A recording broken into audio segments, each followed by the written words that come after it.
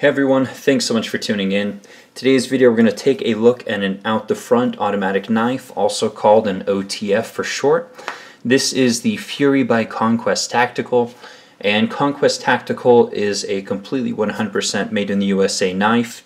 This is their only model currently, and the way that this one came on my radar is my buddy Sanford over at Carmel Cutlery in Carmel, California said, hey, there's this company that really doesn't get a lot of play. People don't know about it. You know, do you want to check one of these out? And I said, yeah, absolutely, send it my way. So I've had this one for, a while now. Probably far longer than I should have. It's been a month, maybe two at this point, and I've been kind of playing with it, carrying it a little bit here and there, and so it is definitely time for a video. We'll go through the specs, overall impressions, and details as always. So here's what it ships with. We do have a branded carry sheath with some different carry options on the sheath. It also came, I think, with the certificate of authenticity and then some cards on maintenance and care and so forth. I somehow misplaced those. After about 5 minutes of looking, I gave up. So let's go through the specs on this one. Again, specs, overall impressions, details, and we'll talk about the company. I did have a conversation with one of the owners, and so hopefully some good info to share with you guys. As far as the size comparisons, we will bring in the usual suspects. So we've got our dollar bill here, got the Spyderco Paramilitary 2, a very comparable sized knife, the ZT-0920, I think. Yeah, the ZT-920. Okay, just want to make sure I got that right before I was blasted in the comments. Alright, so spec-wise, blade length of 3.75 inches, handle length of 5.25 inches, open overall just about 9 inches, which again is this pretty much the same size. Here's the ZT-920. Obviously, being a double action out the front automatic, with aluminum handles, it is a little bit heavier knife, coming in on my scale at 6.05 ounces. Blade steel is 154 cm, and let's see here. I think that's pretty much it for the specs. The blade thickness is 0.112 inches thick, so obviously a fairly thin blade stock here. And then the handle thickness is 0.63 inches thick. So let's take a look. Let's close things so I don't get cut. But here we are next to the Para 2. So yeah, there we are for some very size comparisons. We do have a lanyard hole slash skull crusher, attitude adjuster, whatever you want to call it, here on the back end. This is stainless steel, so you don't really have to worry about it breaking, or a glass breaker. That also works. Pocket clip is reversible. So, and then obviously being an out the front, you know, it's completely left and right-handed carry friendly. So, although the ergonomics are more set up for right-hand carry, let me make sure that is swappable. Yeah, looks like it. I haven't tried swapping. Obviously, I'm right-handed. It came right-handed. No need to fidget with it. All right. Overall impressions. Honestly, it seems to be very well made. I haven't had a ton of automatics in my collection out the fronts. I've had some very side-opening automatics, but a double action out the front. I think this is only my third. I had a couple of other ones from a different company. But again, you know, if it's American made and, you know, the company's not very well known, then I'm always interested to check it out, get it in front of the camera. So, action, very strong, very deliberate. Blade steel, 154 cm, certainly not top of the line. You know, I did have a conversation with the owner about that. We'll talk about that later. And then as far as the, you know, the grip and the texture, the ergonomics are actually really, really good. It's very comfortable. It feels very controlled. If your hands were wet or had crap on them, you know, you would not slip on this knife. Now, that also, you know, equates to something that's going to, you know, be pretty rough on the pockets. Pocket shredder, maybe. I mean, I didn't take it in and out of the pocket enough to do that, but it's some pretty aggressive texturing, so possibly. Anyways, again, seems to be very well made.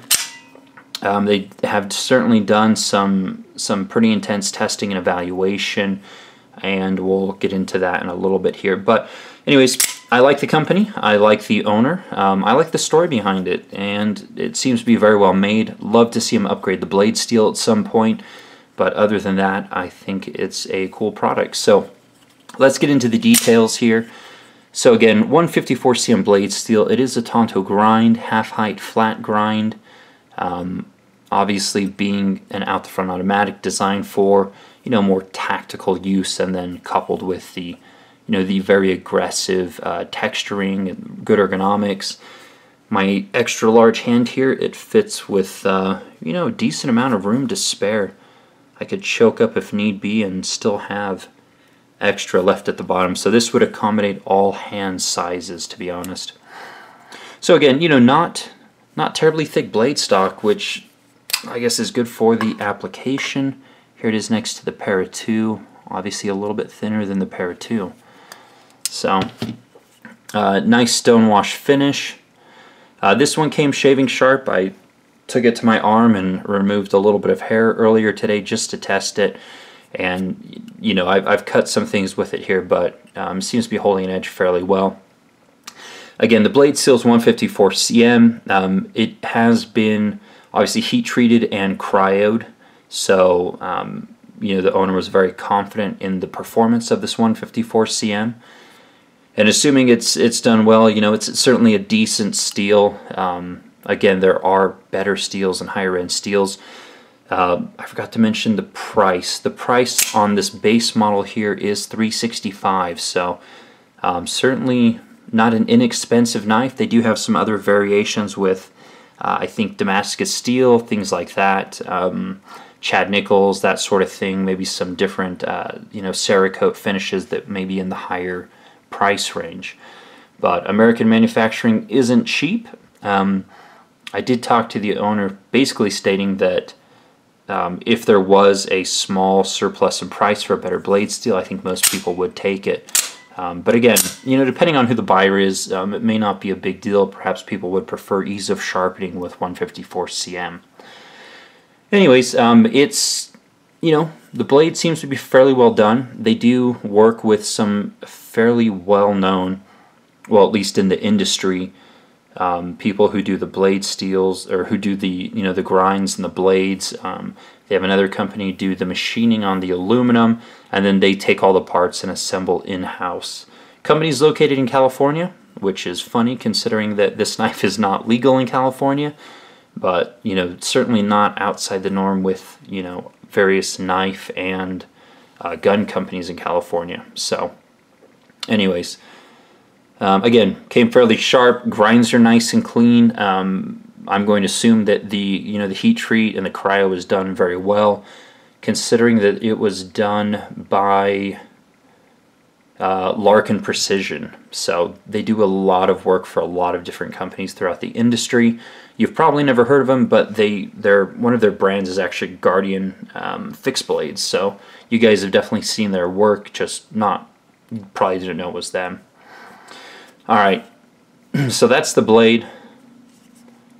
Attractive, thin grind, obviously pierces and cuts well. As far as the piercing that I did with this, it was just through cardboard boxes. You know, I felt pretty bad going through some double thick, but apparently they test these things in 2x4s and they haven't had any failure in the lock. So I didn't do that sort of testing, but they do it, or they have customers who do it, and the lock holds up well. And, you know, depending on how they hit that tip in the 2x4, that tip may not fare so well with that type of abuse. But point is, you know, the knife should stand up fairly well to use and abuse.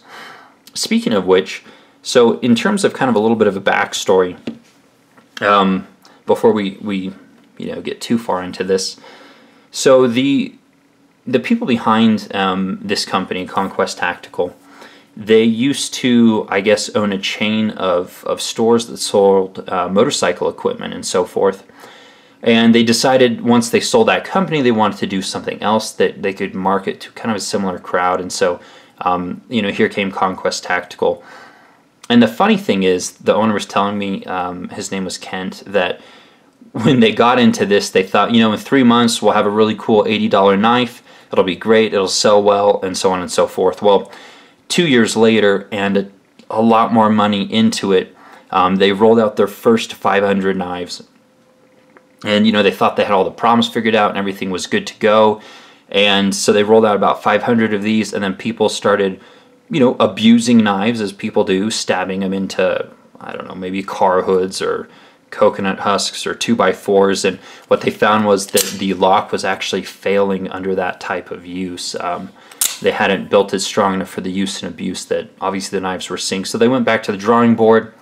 They reinforced the locking mechanism, went with like tool steel, increased the strength like 5 times, and, you know, finally they had a product that was kind of up to the standards to which their customers were abusing the knives. So again, he thought it was going to be a 3-month $80 knife, and 4 years later, they rolled out with obviously a you know, a knife in the $300 range, but that was built right, as he said. So anyways, it's just kind of funny how things work out. You know, you've got one idea, and then you start getting into the nitty-gritty, and it's way more expensive to do, way more complex, and takes way longer than you had anticipated. So anyways, 4-year project, and you know, just kind of re-released recently with all the modifications and all the changes. So that is kind of the backstory on the company. But here's the handle. Again, some pretty aggressive texturing here, done in the aluminum. You know, being that I was a reptile guy long before I was a knife guy, this looks like the underbelly of some of my pythons, and it works very well. It provides both lateral and vertical grip, so you know, you definitely don't feel like you're going to slip on this knife. Then with the finger grooves here, very secure. So the button here, it's got, well, skin all over it. You know, it's textured very well. Again, I have not found myself slipping on this at all. Obviously, it's not misfired in the pocket at all either. So you know, a lot of nice detail. Apparently the run time is like 25 minutes per side on their CNC machines. I've already shown you guys the glass breaker here that's stainless steel. Yeah, that would probably work fairly well. And that's pretty much the Conquest Tactical Fury. So let's see here. Some of their longer ones they've had for a while. They're up to like 5,000 cycles. So you know, cycle life should be 5,000 or above at least. The break-in period, they're saying, should be about 500 cycles. This one, if I had to guess, I'm probably somewhere in the high 3s. I don't think I'm up to 5, maybe low 4s. But apparently, you know, that's kind of the break-in period since the parts are so tightly fit. I don't know, maybe it'll be smoother then. I don't really see how it could change once I hit 500, but I don't know, maybe something. I'll continue to, well, play with it and see what happens with all the cycles. So anyways, I think that's pretty much most of the information. So they are overhauling the website in the next week or two. They're going to be doing some special runs of these in the future. Again, they may make some changes to the blade steel. They'll have some Damascus, of course, the Chad Nichols, maybe some other options. But, you know, OTFs out the fronts, very cool. Are they necessary? No, but, you know, they're fun. It's another avenue of, well, an opening mechanism, a useful tool that you can carry and enjoy. So, pocket clip retention. They left the retention a little bit lighter because of the aggressive texture of the handle, which was a smart move, but I mean, this is definitely not going to slide out of your pocket with that texturing, so yeah. And then their method for cleaning, which I thought was pretty interesting, is they said you put it lighter fluid down in here, swish it around, let it sit, dump it out, you know, let it drain and dry, and that's apparently all the lubrication that these things need. And again, you should clean it every, I don't know, I think 500 cycles or so with that lighter fluid. So, all right, that is the Conquest Tactical Fury. Hope you guys enjoyed taking a look. And again, I always love putting new companies on your radar, especially if they are completely American made. And after talking to Ken, I'm pretty confident these are exactly as he says they are, completely American made, down to every bolt, nut, screw, and the box and so forth, which is again cool. Not necessary, but certainly cool. So if you want more information, check the links down below. I believe they have a Facebook group aside from a website. Not sure if they have an Instagram. If they do, I'll put that link down below as well. Thanks so much for watching, guys. You can always follow me on Instagram for more daily content, which is also Epic Snuggle Bunny, and many more videos to come. Take care.